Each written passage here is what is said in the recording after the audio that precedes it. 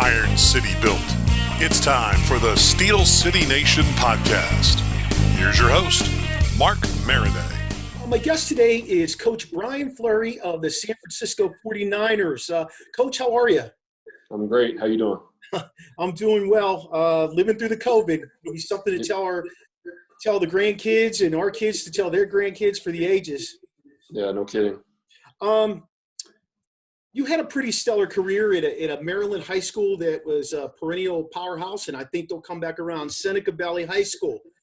Yeah. Was that influential, your playing career there, on your making the decision to become a professional coach? I don't know about making the decision to go into a coaching career, but it definitely was impactful in a lot of ways. I grew up in a coaching household, so I think the roots were far greater than just my high school playing experience. Just being around that level of excellence and being able to see the way that it was developed and cultivated on a daily basis was, of tremendous value to me. But it wasn't really until I got into playing in college and kind of seeing, what college coaching was like and what that would be like as a career path that I think I made the decision that I wanted to go into coaching. The interesting thing about my high school experience is, I was so ingrained in that and saw so much of it, living in the house of the head coach there, that it's been something I've been trying to recreate and thought about recreating my entire career. I want to be a head coach so that I can go back and build a dynasty, and not only a dynasty, but, just the family atmosphere, the type of ownership that every single person had in that, from the coaches to the people that line the field, to the student managers, to the school, the community in general, that to me is what football is all about. And so that's where that influences me the most. It gives me something to strive for in my own career that I want to try and recreate. Probably some of your greatest memories in life go back to that. I know how I feel about my playing career, and I stopped in college, but I'm sure a lot of your great memories reflect back on that. Yeah, there's no doubt. I was in I guess I was in 7th grade on the sideline in 1992, and there was a playoff game, and I'll never forget, a player named Jeffrey Marino blocked an extra point that would have won the game, and it went to overtime, and Seneca won in overtime and to go to the state championship. And I was like bawling, crying as a 7th grade boy, like, I want to play football here. So it definitely, like you said, some of my best life memories come from those years for sure. And it didn't, like you said, it didn't hurt having you living under the roof of the head coach who was right. He's a legend. There's two ways about it. I love having conversations. Well, I don't see him much now. He's retired and everything. Right. But I loved having conversations with him, and I'd hang on every word that he would say because he had so much to offer. Yeah, and we still talk all the time. I would say probably over half of our conversations are about football in one way, shape, or form. Either reminiscing or telling stories, or just asking advice or telling him what's going on here. It's definitely been a huge influence. So talk a little bit about why you chose to go to Towson University to continue your career. Did you have other opportunities, or was that? Yeah. So, that's an interesting question. And it's not something I talk about very often.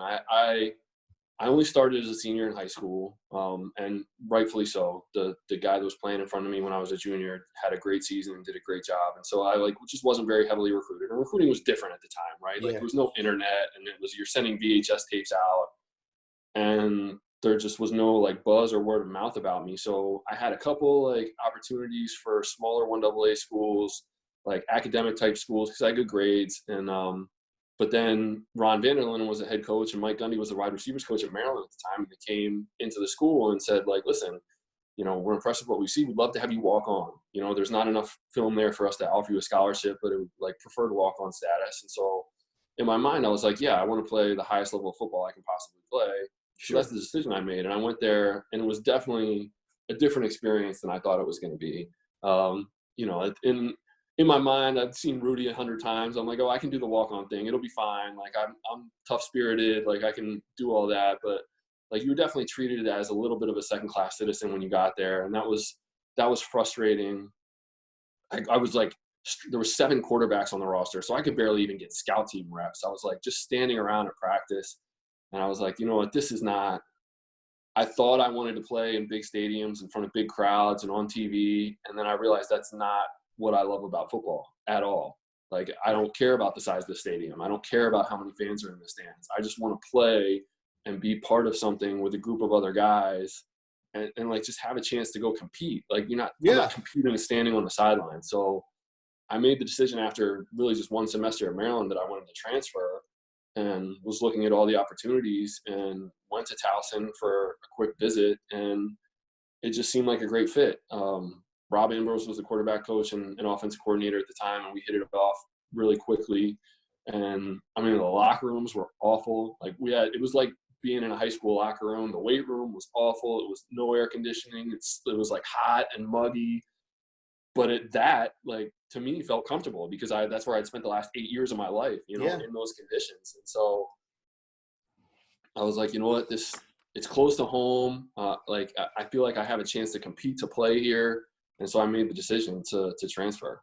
And it ended up being great. I mean, I did not have a great college career, but the experience there was top notch for sure. Yeah, I can't imagine it not being for you, especially because you came with a football mentality. I always say there's people who have to learn football, and then there's people who are born into understanding football. And right. I'm sure you had that when you went there.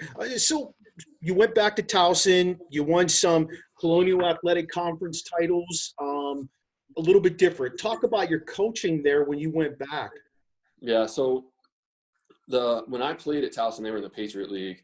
And we were competitive, but we never won a championship. We were 7-4 twice and like in it until the end of the season. You know what I mean? Like, competitive. But yeah, as I was leaving, they made the transition into what was then the Patriot League. Not the Patriot League, I'm sorry, the A-10. Which morphed into the Colonial Athletic Association that it is now, which is, you can argue that that's the best FCS conference in the country, right? You got Delaware, JMU, New Hampshire, William and Mary, Villanova, like a lot of national championships coming out of that conference. It's very, very competitive. At the time, we called it like the SEC of 1AA or FCS football. And so, but there's a lot that goes into a transition like that. You're going from need-based financial aid players to like truly scholarship players in a very short amount of time. So when we got there, they had kind of struggled and floundered in that conference and with scholarships for a long time. I think we were fully funded. It was 53 or something like that amount of scholarships that level allows. And I think they were fully funded at the time, but it hadn't gotten over the hump, so to speak. And so when we got there, Rob Ambrose became the head coach coming from UConn and immediately called me up and asked me to join him on that journey, which I was so excited to do, to go back home and try and like turn this program around. But it took 2 years for us, and it wasn't the caliber of player. The talent was there, but it was trying to instill in them an attention to detail of like, this is what it takes to win football games on a consistent basis. You have to be striving to get better every single day in every single rep, and anything less than that is not going to get you to where you want to be.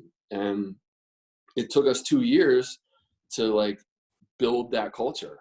And there's an accountability piece there too. Like the players have to be able to recognize it and police themselves. I always go back to, and I can't take credit for it. Someone told me 15, 20 years ago, Brian Kelly, when he was at Grand Valley State in Central Michigan, had this great philosophy about what it takes to turn a program around. And he said it goes from when you get there, it's unconscious incompetence, right? The guys have no idea that they're incompetent in what they're trying to do. They have just no idea because no one's ever told them, no one's ever shown them what's right. And then you transition from there to conscious incompetence. Okay, like we still suck, but at least we're like aware that we're not doing things right. Like we need to get better. And then you transition to conscious competence. Like, so finally you get over the hump and you're doing everything right, but you have to think about it every single day. Like it like really takes a lot of attention to focus to do the right thing. And then finally, when the program like starts to roll, it's unconscious competence. Like people are just doing things the right way because that's the only way they know how to do them. And that's where the culture piece comes into. And I've always like held on to that. Again, I can't take credit for it, but that's really what we experienced at Towson. It was when we got there, they had no idea why they were bad.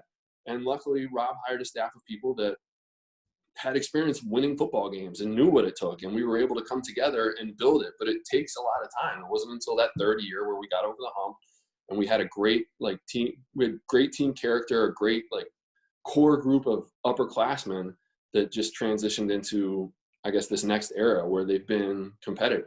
They've been winning championships or fighting to make the playoffs. They played in a national championship, and so that was really exciting to be a part of and fun to see. He, Coach Ambrose, he comes from another perennial powerhouse, so he must have had you guys must have been aligned in terms of philosophy and the way you want to approach it. It must have been very synonymous. Yeah, and like I said, I mean, that from that very first day I met him when I was visiting as the transfer possibility, I mean, we bonded over that aspect right away. I mean, his father, Tim Ambrose, is a Hall of Fame head coach in Maryland from Middletown High School. Yep. And obviously, we bonded over that right away. Coming from the coaching background, he understood that, my experience was well beyond – my experience in football was well beyond, the games I had played in and the statistics that I had put out there. It was like a lifelong journey. And so we had a lot of great conversations about, what it takes to be successful. And you're absolutely right. That bond was there. It's interesting you talk about just figuring it out and getting better every day. I had a principal one time when I was teaching at Watkins Mill High School. His name was Pete Cahall, and Pete played football at the University of Virginia.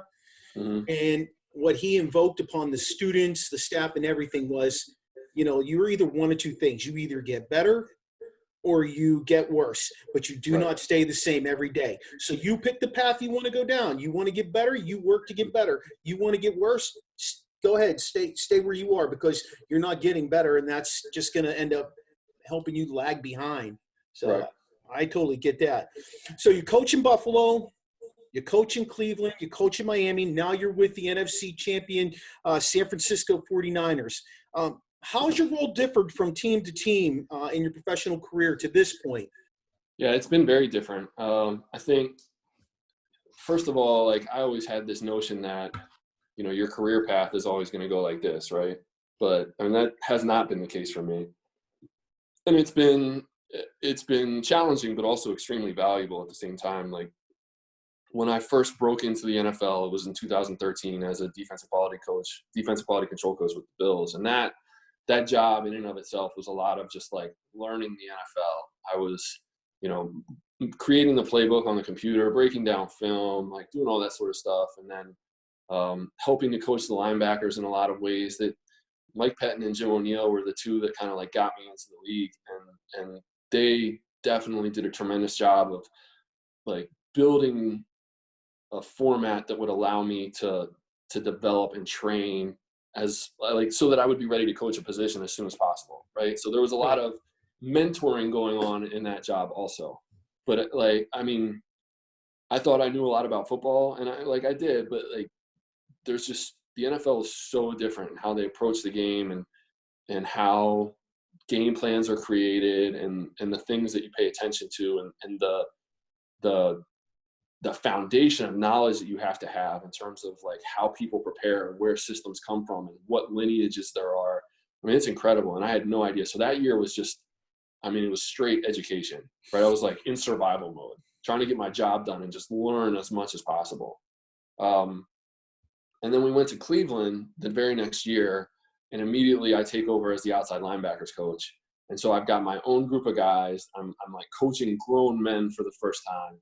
And so there was some learning that went along with that too. And, as there is with any experience, the first time you do it, you're going to have some trial and error and some things that you potentially could have done better and you're going to be better at next time. So that first year, again, was a lot of education, but it was feet to the fire type of deal. The second year, I felt like I felt like I did one of my better coaching jobs ever in my career, and we got fired. And so there's the mental conflict of, well, wait a minute, I feel like I did a really great job. Why doesn't that have any impact on whether I get to keep my job or not? Right. And so that was definitely interesting. But that was one of the most rewarding years I've had, because I felt like I overcame a lot of my own obstacles. I got better, I should say, from year one to year two, and was really pleased with how the guys played. All those guys that I had a chance to coach in Cleveland at one point over those 2 years had career best statistical years. And so I was really pleased with how that came out. And then I'm faced with, the mental challenge of not having a job. And I thought we just got fired, but I did a great job. So like somebody's going to call, somebody's like got to know that like I'm a good outside linebackers coach. Right. And that didn't happen. And the phone didn't ring at all for like 3 or 4 months. And like luckily I had a relationship with Adam Gase through his father-in-law, Joe Vitt, who was a Towson alum and has been coaching in the NFL for a long time. And Okay. Adam and I had a relationship like for years. He became the head coach of the Dolphins, and he didn't call me right away to be a part of his staff. And it wasn't until, later on in the process, really after the draft, that he was like, listen, I have this job. It's called a football research analyst. It's really just kind of an additional coaching staff member, but you're not going to have like the same title. Your contract's not going to be structured the same way. But I appreciate like what you can bring to the table, and I want you to come down here and be a part of this. And so I said, absolutely. I mean, at that point, anything to stay in the NFL and just gain more experience. And that job was very different also. I was working more directly with Mike Tannenbaum about it was following league trends, studying, the analytical part of the game and how the organization can benefit from thinking a little bit outside the box. I worked with him and learned a lot about like how to manage a salary cap, how to like organizational structure. Those are like all conversations because I had access to the president of the organization. Like that was a tremendous learning experience in a different way. Yeah. And then I also assisted the defensive staff in opponent studying. So I would dive deep into the opponents and like look for just really obscure tendencies or statistics or things that like, hey, I don't know if this is going to come up or not, but in this situation, they've done this enough times that we need to anticipate that this is going to happen, So that was different. And then that grew over the next 2 years, so that I was really studying game management, like when to throw challenge flags, when to call timeouts, what are, the types of things that Bill Belichick is known for, like, just the plays that you wouldn't even think of, but you have and you practice, and the one time a season where that situation comes up, you're ready for it. Like, so right, sure. I was really to come up, like able to spend time doing that sort of stuff. And then also assist with, the other great thing about my time in Miami is the first year I assisted with the linebackers and I was in that room all year. The second year I assisted with the D-line and was in that room all year. And the third year I assisted with the DBs and was in that room all year. So I like got a tremendous amount of exposure to not only a completely different scheme, because they were 4-3 structure, which was the first time I'd been a part of that, but all 3 positions.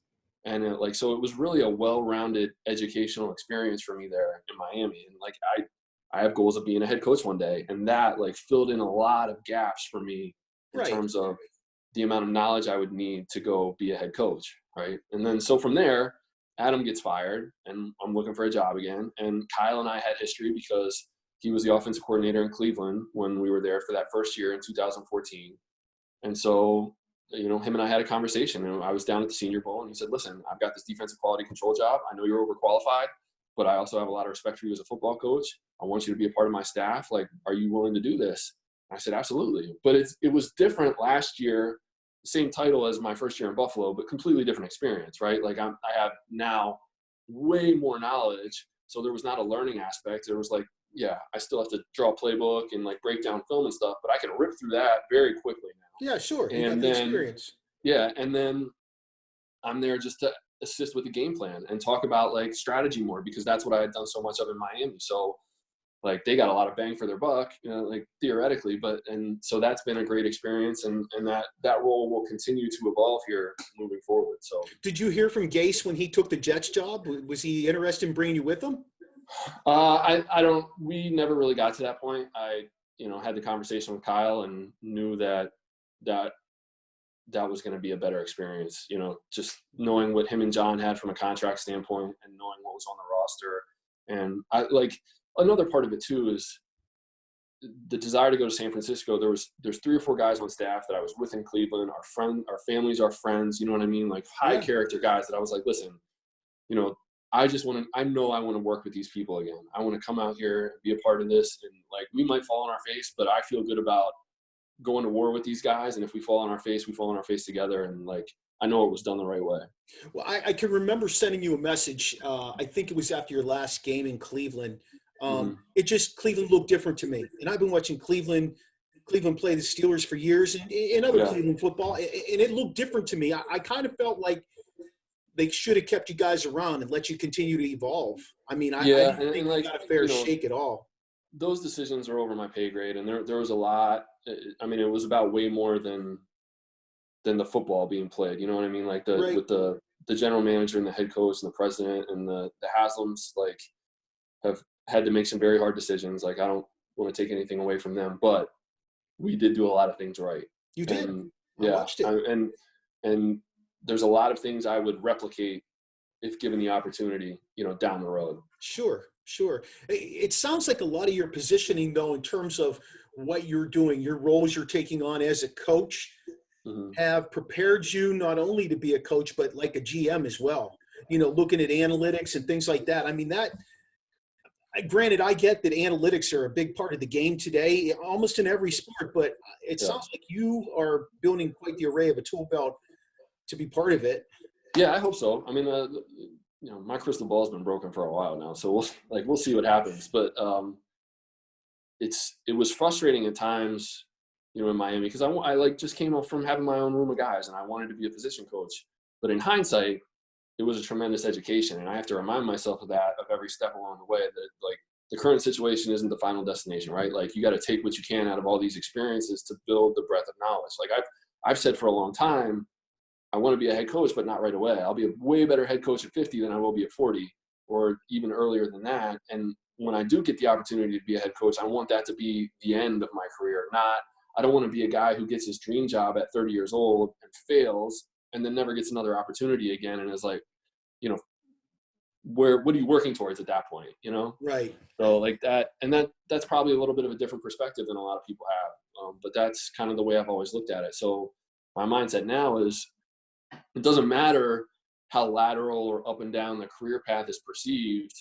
What matters is how much I can take away from it and, like, prepare myself for the next opportunities to make sure that I'm equipped to not fail when things come around. You guys achieving what you achieved last year probably bought you a nice little window there, especially under your current GM. I really like what he's done there. Love the draft, love the philosophy.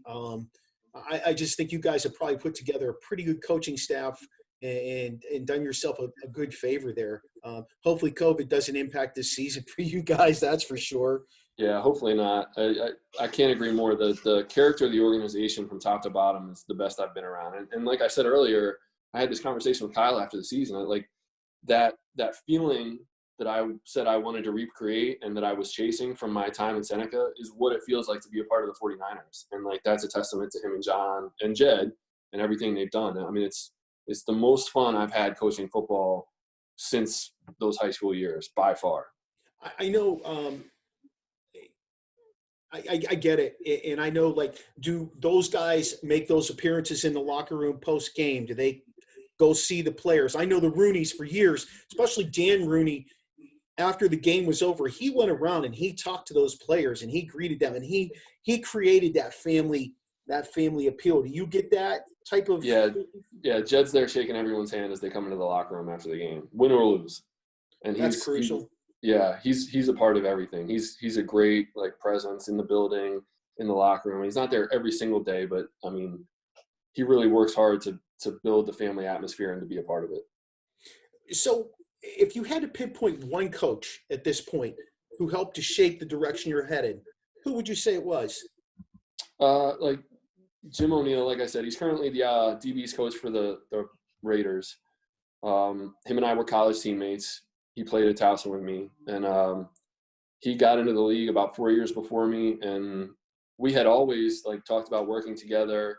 He went to Central Bucks West in Pennsylvania and played for Mike Pettin Sr. So, like, I mean, he knew also what it was like to be a part of a perennial powerhouse and a dynasty program, and we've just always had a lot in common. And so he's the one, like I said, when I got to Buffalo, that really, like, worked hard to mentor me and has continued to mentor me from afar, since we left Cleveland. But, like, he's really the biggest one that's been invested in me over the course of the last few years, for sure. It's important to have those relationships across the league, It is. And to be honest, like, it's something that I strive to do when have the opportunity. We don't do a good enough job as coaches overall of lifting each other up. We're too interested in tearing each other down or, like, making enemies or, just having the wrong attitude. Like, we should be trying to promote each other any opportunity we get, helping people develop, and like, Right. and not without, not unnecessarily, like, Sure. but like, we need to help when somebody's deserving of a promotion. We need to build them up, recommend them, like, talk positively about them in the media, or like whenever the opportunity arises. Like, those are things as coaches we don't do enough of for each other. I'd agree with that 100%. So you haven't always been a defense first guy. You came out of high school as a quarterback, but now you're a defensive guy. Yeah. I know they say defense wins championships, offense wins games. But the way this game is evolving today, look at Pat Mahomes' $500 million contract the kid just got. Offenses are really challenging defenses today. What do you see going on there? Is it really still the defense that's controlling everything? Because I know you guys had a defense that was spectacular. Speed, athleticism. You had the right mixture of youth, great leadership. I think there's lots of formulas, and it's really just, as an organization, you have to identify what your formula is going to be and move forward in executing it. I think if you want to invest all your money on offense, that's great. Just like, understand you're going to have to score a lot of points to win games. If you're not invested fully with the defense, you can follow the model that Kyle and John have followed, where we're going to invest heavily in defense, particularly the defensive line, and play good defense and run the football and try and control games. And, we're not worried about scoring the most points in the league. We're going to score enough points to win the games. And that's what it is. So I think there's a lot of different ways to do it. I think the most important thing, though, is that you have, or somebody has, a holistic vision of how the two pieces work together, because there's too many situations I've been in where they aren't in sync at all. There's no like comprehensive formula for how the offense and the defense are going to complement each other. Does that make sense? Yeah, perfect sense. Yeah. So like, just to pull something off the top of my head, like, if you're going to invest heavily on offense, you really need to invest like heavily in the secondary maybe too, because if you're going to score a lot of points, people are going to be throwing the ball a lot more against you. You know what I mean? Like, things like that. I get it. And just, as long as there's some sort of thought process behind it. But too often, especially in the NFL, the offense and defense are just completely separate entities. And they don't, like, there's just, it's almost like two siblings fighting against each other. Do they know each other in the locker room, or are they two? Oh yeah. In the locker room, it's fine. I'm just talking about like from a philosophy standpoint. The players always are like in sync with each other. The locker room atmosphere is no different than anywhere I've ever been. But sometimes the philosophies differ. Okay. So it could be a healthy battle, though. Oh yeah, for sure. If it's a healthy battle between within that organization, it just leads to the field being an even more productive product. I think that's my take on it. It just needs to be competitive, not combative. If it gets to be combative, then it becomes a problem. So something a lot of people don't understand is how many hours you put in as a coach, especially defensive quality control. Right. Tell us what that role is. Tell us exactly what you do as the defensive quality control coach, and how many hours you actually put in. I know one time I had the opportunity to have a long conversation with John DeFilippo. He was friends with the guy that was coaching for me when I was a head coach at Rockville. And John told me that out of season, he was working 12, 14 hours a day. Mm-hmm. So can you take us through a day for you? Tell us what that's like. Yeah, in season, it's really it's very regimented. Every day within the week has its, schedule and purpose. So we'll start with Monday, right? The game's played Sunday night, you get in late. Monday, we'll get up and review the game film. All the information has to be entered into there. So that's something I would do, all the defensive, all the offensive stuff. We'll review the game film as coaches and then meet with the players and get through that. And so that takes you till about 4 in the afternoon. We're usually in there Monday a little bit later, because sometimes we get in late. So we'll get in between 7 and 8 on Monday, a little bit later, right? And and then Monday evening is all coaches working individually on their particular areas of expertise. So, for example, somebody will have first and second down runs. Someone will have first and second down pass. Someone will have third down. Someone will have screens. Somebody will have short yardage. Someone will have goal line. Someone will have red zone. And it's every staff is different on how they break that stuff up. But the position coaches all will study their area of expertise And then we'll usually come together on Tuesday morning, somewhere around like 10. You get the morning hours to finish whatever you need to finish, and then start to put the game plan together. And so that goes all day Tuesday. The players have their day off on Tuesday, and we're there till, it depends. There's been nights I've been there till 3 a.m. There's been nights I've gotten out as early as 10 or 11. It just depends on the opponent and like how well everyone's working together, you know. So those nights, Tuesday's the huge game plan night. You're getting probably 60% of the game plan in on Tuesday.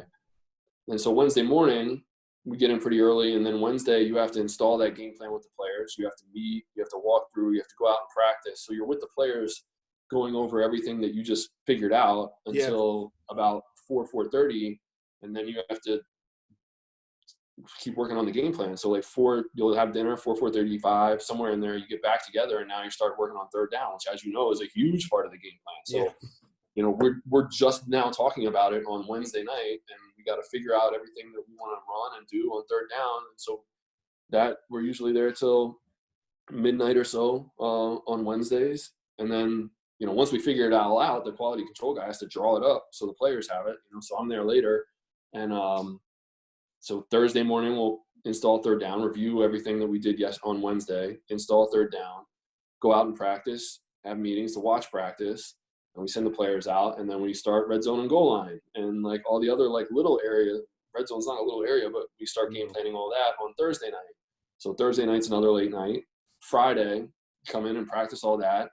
And then like after practice, Friday afternoon is like you get a chance to kind of take a deep breath. Everything's in. There might be a little bit of tweaks here and there, but usually Friday afternoon I can go home and like have dinner with my family and, you know, see the kids and like see my wife, maybe have a date, you know. If you're lucky. Yeah, if I'm lucky. And then Saturday morning we go like have a walkthrough. Everyone, like, it's just kind of a wrap up, traditional, I think every level of football day before the game practice, right? Like you're going through situations. It's more of a walkthrough tempo. Yep. And then, you know, Saturday evening we're in the hotel and we're reviewing everything again. And then Sunday's game day. So yeah, I mean, I'm usually, I'll just give it to you this way. Usually I'm up at 5 a.m. every day during the week, and I'm happy if I'm home by 11. So Mrs. Fleury, she really doesn't see you very much. The family doesn't see you much during the season. No, not at all. Just you know, those precious hours, Friday, Saturday, and Sunday, when I can be home, like surrounding the stuff that we have to do. That's awesome, though. I mean, I'm sure they make the most of it. And it's great that you have a family that supports you, because so many times you hear about guys who don't end up together with their family because they're living their dream and they're logging their hours, and the family just doesn't get it sometimes. Yeah, and it's like, I mean, my daughter's spoiled. Like, she's on the sideline before the games all the time, and I was asking her the other day if she remembered being at Towson games, and she doesn't. I mean, she was only 2, so that obviously makes sense. But sure, I mean, if I'm able to sustain this thing, then she's not going to know anything different her whole life than like being associated and like ingrained in NFL football. So I mean, she's lucky, but she's definitely spoiled. I saw a picture of you. I can't remember. I think I remember where you'd sent it out, and I saw it, and I was like, man, that reminds me of Remember the Titans. You were with your daughter. She was really young. She might have been holding a football. I can't remember exactly. Yeah, so I mean, like, that's her. Yeah, and she looks just like the little girl, Cheryl Yost, and she gets like that comparison all the time. And it's, I mean, that's how she is. She loves it. She lives and dies with the players. It's like one of the funniest stories, I don't mind sharing it, is when we were in Miami, Adam made the decision to trade Jay Ajayi on Tuesday of the trade deadline. And Jay Ajayi was my daughter's favorite player. And I don't like influence her at all. She just picks who she wants to pick as her favorite player. Had bought his jersey, like got all excited when she saw him, and we traded him. And so, you know, she found out, and my wife was like, listen, you need to have a conversation with her before you go to work tomorrow morning. You can wake her up, like whatever, like, but she needs to talk to you. And so Wednesday morning, I get up at 6:15. The schedule was a little bit different there in Miami. I got up at 6:15, woke her up at 6:30, and was like, listen, and she was kind of out of it. And I said, do you want to talk about what happened with Jay? And she immediately started crying again. She's like, Daddy, why did you do that to Jay Ajayi? And I tried to talk to her, and I said, listen, I mean, sometimes players switch teams, just like we have switched teams. And sometimes, like, you have to put the needs of the organization above the needs of an individual player. I love JHI too, but, like, you know, it was determined that the best thing for the Dolphins was to trade him to the Eagles. And that's, you know, we work for the Dolphins right now, so that's what's most important. And she said, well, is he coming back? And I said, no. And she's like, but Daddy, we need JHI. And it, like, I mean, she was so invested, and it was so adorable. And the same thing happened when we traded Matt Burke during the draft. Like, same thing, like huge crocodile tears. And I mean, she'll be embarrassed if she ever sees this. I don't know that she will, but like, that's the investment that she has in what we're doing. That's fantastic, though. I mean, again, I don't think a lot of families understand what your family lives through on a regular basis in the job or the career path you've taken. And I'm so glad you're sharing this, because I know people just will eat that up when they hear that. So unlike any other life experience that you've had to this point, other than maybe getting married or having your daughter, the Super Bowl last year, that had to be something that probably, well, I know you lived the dream. So can you tell us a little bit about that? It's just a very surreal experience. I know that's a cliche, but it really is. I mean, I was very aware of how rare the experience was, and just made a really, like, solid effort to just soak in as much as I possibly could throughout the entire experience. The week leading up to it, once we got to Miami, like, I just tried to, like, live in the moment as much as I possibly could, because so many people that I've worked with and look up to have not had the opportunity. Like, Mike Pettine's been a defensive coordinator and a head coach in this league for almost 20 years. Yeah. He's never been to a Super Bowl.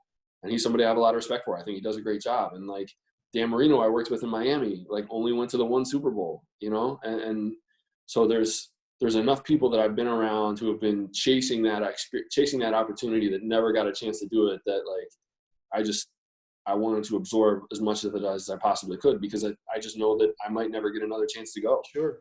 You know? So it's just so – the whole thing's overwhelming. Like, you win the NFC Championship, and Monday you're absolutely crushed with the logistics aspect of it, okay? Like, this is when we're flying. This is when we're going to, like, charter a plane to fly the families down. And the 49ers are as first class of an organization as there can possibly be. They did everything right. We're not interested in pinching pennies. They know that, like, this is a once-in-a-lifetime experience for a lot of people, and we're going to make it the best possible experience that we can. So, like, thank God for them, like, handling it that way, because I've heard of other teams that do not handle it that way.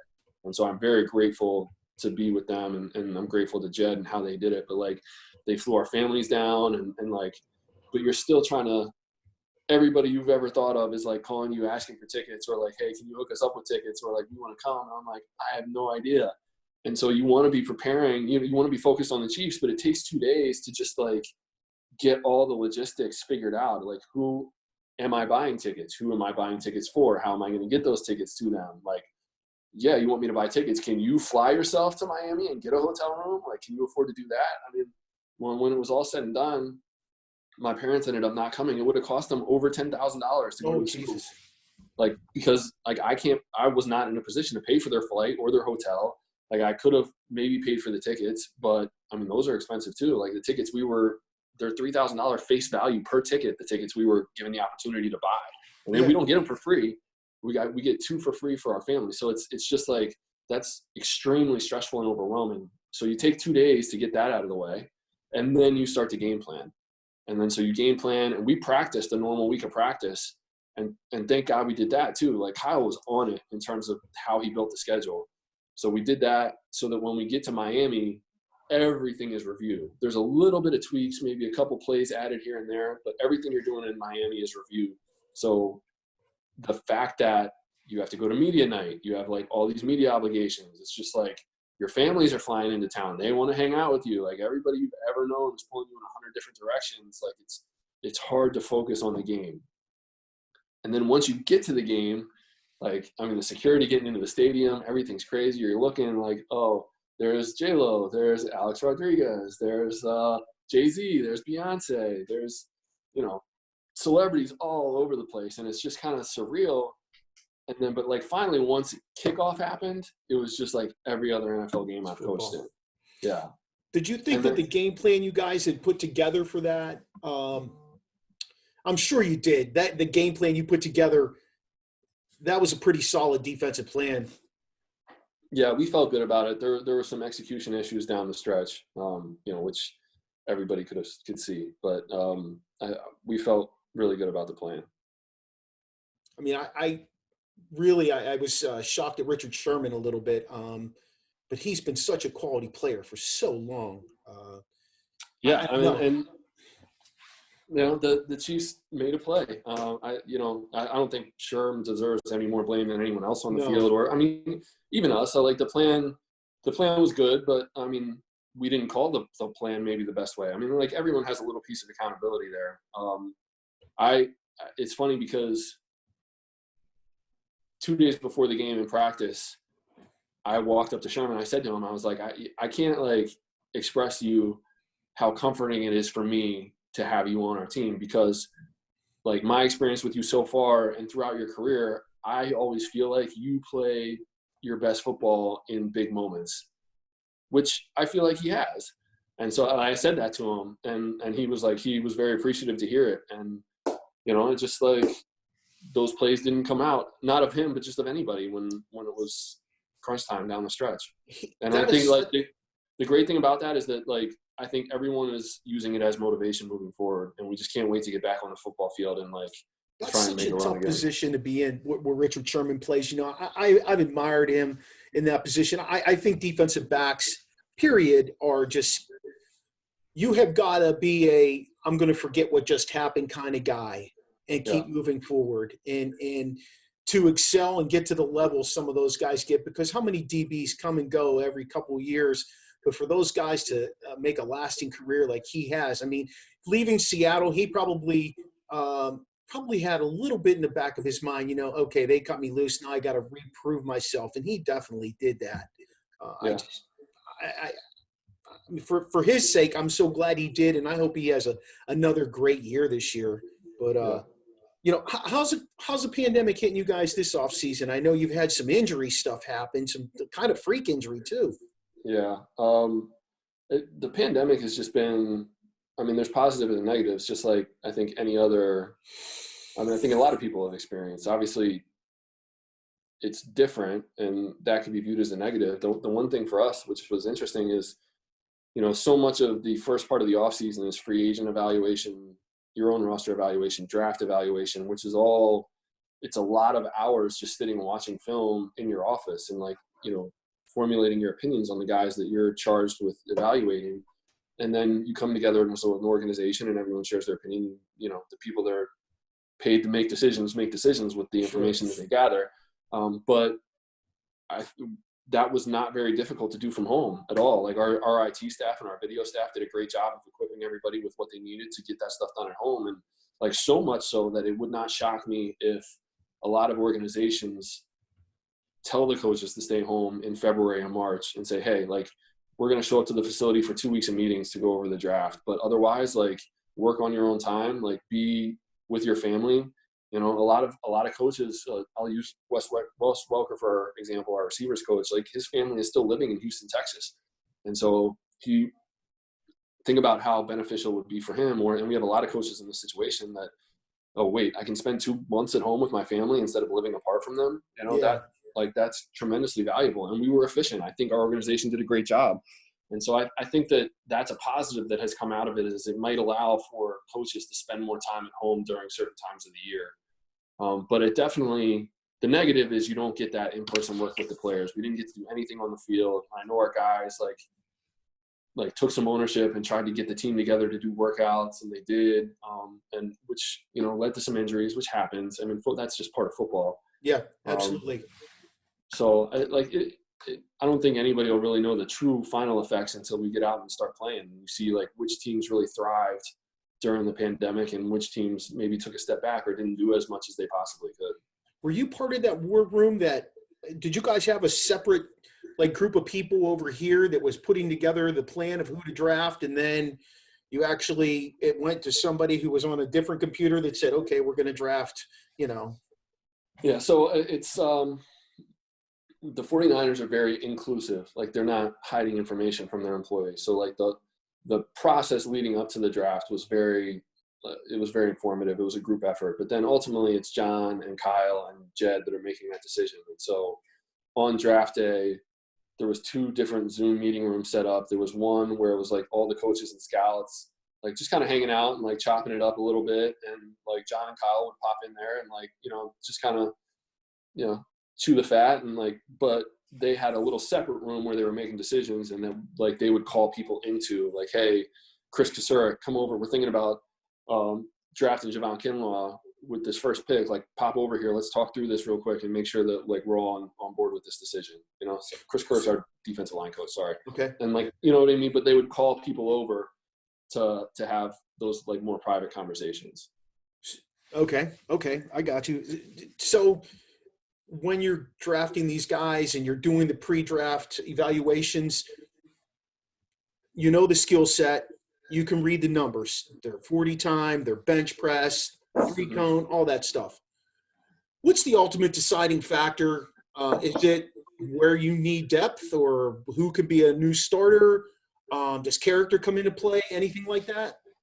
Yeah. I mean, so again, I've been a part of 4 different organizations, and all of them had different philosophies on the draft. I mean, and I probably will have a different philosophy if I ever get the opportunity to run a draft than any of those 4. Sure. It's all you have to evaluate your own team, the character of your own team, and how it would handle these different personalities being added. And it's a tough evaluation. It's all of that stuff that you just mentioned comes into play. Character does come into play. Absolutely. Character might come into play more at some positions than others. You might be willing to like give a little bit, but the character piece also, how confident are you in the support system you have in your own building? How confident are you in your player engagement people, your security people to help mentor the guy that might be the character problem? How confident are you in the other players in that position room? Okay. You're a little bit more confident taking a rookie who might be a little bit of a behavioral issue into a room with strong veteran leadership, because the veterans are going to make sure that he falls in line. And so it's all very unique. Talent matters, skill set matters, work ethic matters. I don't want to say intelligence, but like the ability to like learn football and retain it and execute it is absolutely necessary. I mean, there are no dumb football players in the NFL. I can promise you that. Like, the amount of information that they're required to learn and retain and process to do their jobs is incredible. I mean, that's the biggest misnomer of football that I've ever seen. Like, these guys are all incredibly smart. Right. But like, all of that stuff is part of the evaluation. There's no, you can't, what's the word I'm looking for? You can't just like, every decision is unique. I'll put it that way.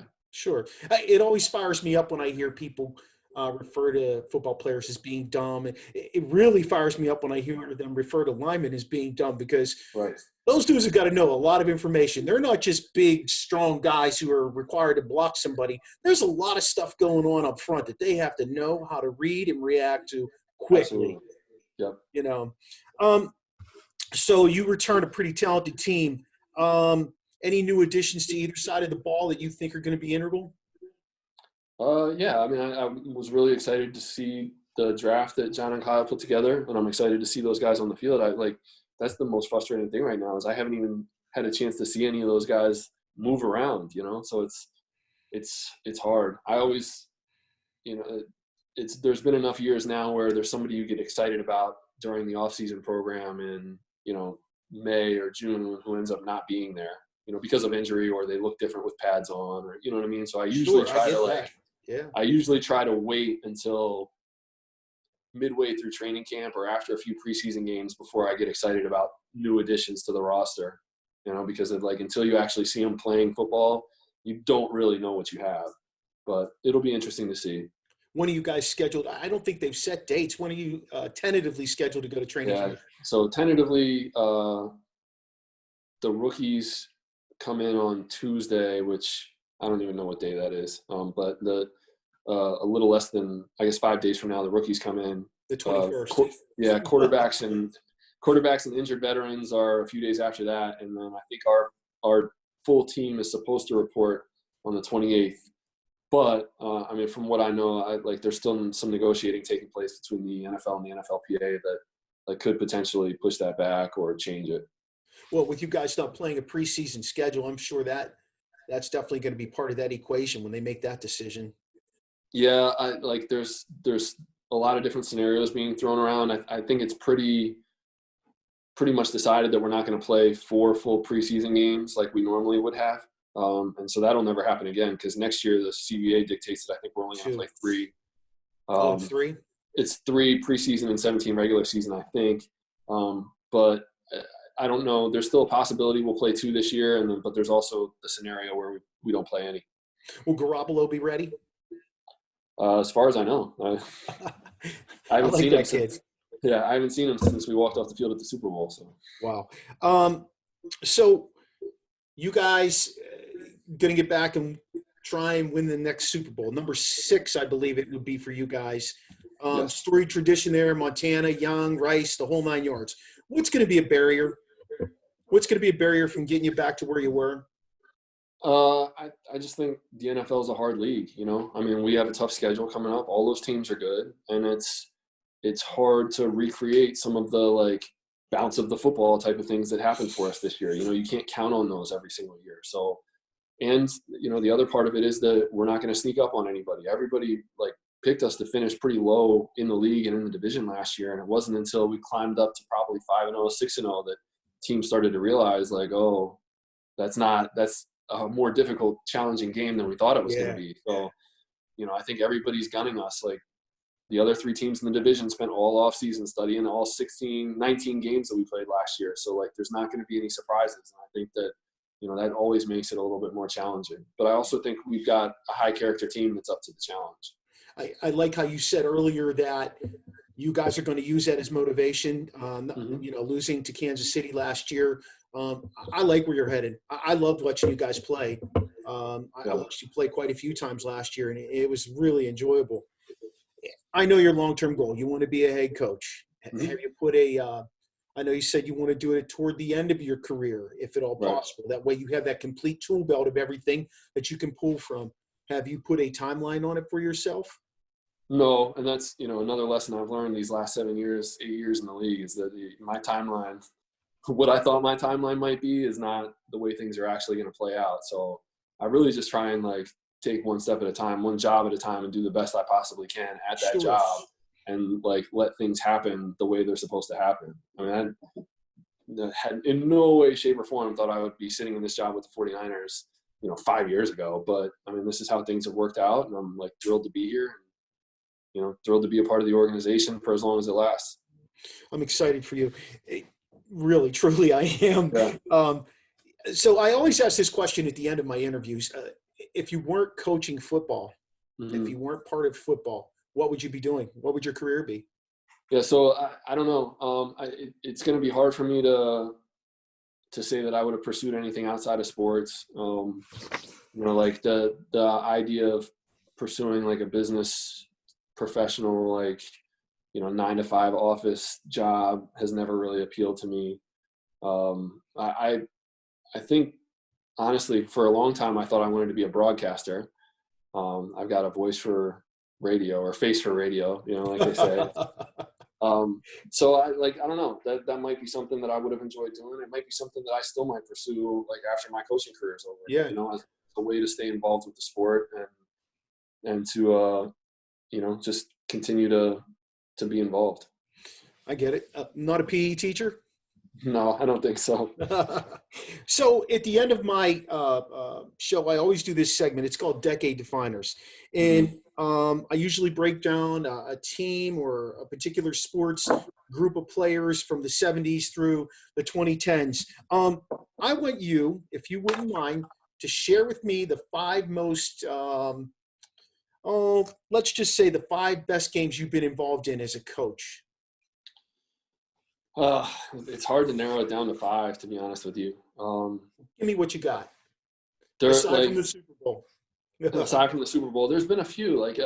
Just limiting it to my professional experience. There was in 2014, I was a part of the biggest road comeback in NFL history. We were in Tennessee and we were down by over 20 in the second half and came back and won the game. And I mean, that was incredible. I was a part of the Miami Miracle 2 years ago in Miami, where we were playing the Patriots at home. And, you know, with 7 seconds left, I think we took a touchback on the kick. So there was 7 seconds, enough to run one offensive play, and we scored and won the football game on a walk-off. So that was incredible to be a part of. And both of those, like, I really hold on to because it kind of like reminds you not to give up, right? I mean, like, right, sure. 20 points down in the second half, or even down by a touchdown with 7 seconds left in the game, like, you never know what can happen. That's what we coach, right? Yeah, and so I would put both. Whistle. I would put both of those up there. There was a game in Miami also in 2017 where we played the Patriots on Monday Night Football and held them to 0 of 11 on third down with Tom Brady under center. You know, that one, and it didn't affect our season, but it was just like a meaningful victory. You know what I mean? Like, for a team that had been beaten up and downtrodden for the year, to be able to go out on a national stage and execute like that one time, like, it just reminds you that, like, anything can happen, right? Small like victories, right? Yeah, right. And then against a great opponent, and like, so that one was big. I've been a part of a bunch of like wild finishes, overtime games. There was in the 2016 in Miami, we played at Buffalo Christmas Eve in a game that went to overtime. We kicked a 52-yard game-winning field goal, or no, game-tying field goal as time expired. We allowed them to get into field goal range, and Dan Carpenter missed the field goal for them in overtime. And then, like, we drove into field goal range to kick it with a minute left in overtime. That clinched a playoff berth. And that was my first time going to the playoffs in the NFL, and, like, first time going to the playoffs, you know, since the Towson thing. And so, like, that was extremely memorable for me. So, I mean, that's a few that just kind of like stick out, you know? Yeah, those were interesting too, to be quite honest with you. It's just, It's kind of cool to hear you're a part of that, and the emotion that comes along with it. Hey, I want to thank you a lot for being on the podcast. You've been a great guest, and what you've shared with us, I think a lot of people are going to have some different insight and see football just a little bit differently based on some of the things you shared, anything from the experience of the Super Bowl to the impact on your family to how the off season's handled. So I really appreciate it. Thanks a lot for coming on. Yeah, my pleasure. I enjoyed the conversation. Good luck in the 2020 season. Hopefully we get rolling. I'm going to miss it if we don't have football, I'll tell you. Yeah, me too. Take care. It's good talking to you. All right, thanks.